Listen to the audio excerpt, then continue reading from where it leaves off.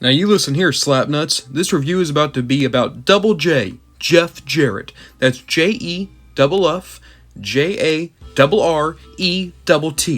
Jeff Jarrett. Remember the name because the guy's got stroke. And are there other catchphrases for this guy?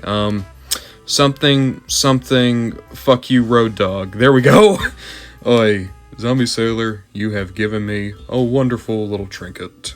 From Zombie Sailor Toys and their take on the WWF Hasbro line, their continuation of it. This is Jeff Jarrett, all the way from Hills and Faces, still designed by, what's his name? I believe it's Ron Rudant, the man who actually designed most of the original Hasbros.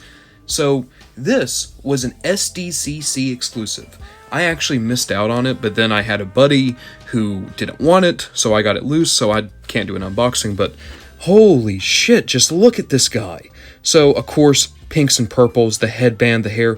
This dude looks like a neon nightmare, but it's perfect. And you want to know why it's perfect? This is how Jeff Jarrett was going to look in the Orange Card series. The Orange Card series is the final series of the Hasbro line that never came out.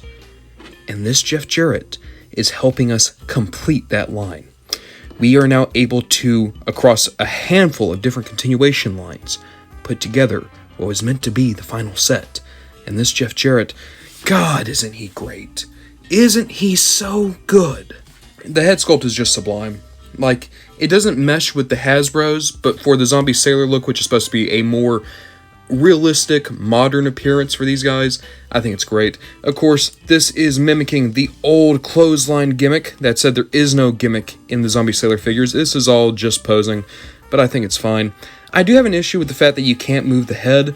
I understand that's probably the hair getting in the way, but I would have liked that. It would have been a nice little addition.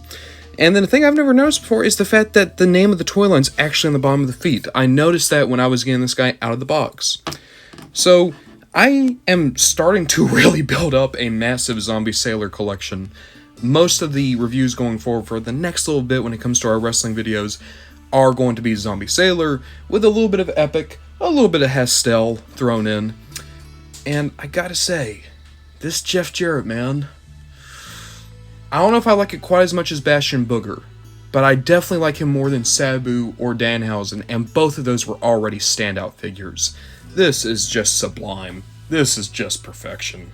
I don't think Zombie Sailor is going to be doing a re-release of this exact figure anytime soon, but if they do a recolor, I totally recommend it. This Jeff Jarrett is perfect, and if you are a fan of that kind of early to mid 90s new generation era the way I am, this is just a perfect addition to my favorite toy line. Love this Jeff Jarrett. Only thing that could have made it better is if I could have given him a guitar, but let's be honest, he could break 1,000 guitars and never draw a goddamn dime.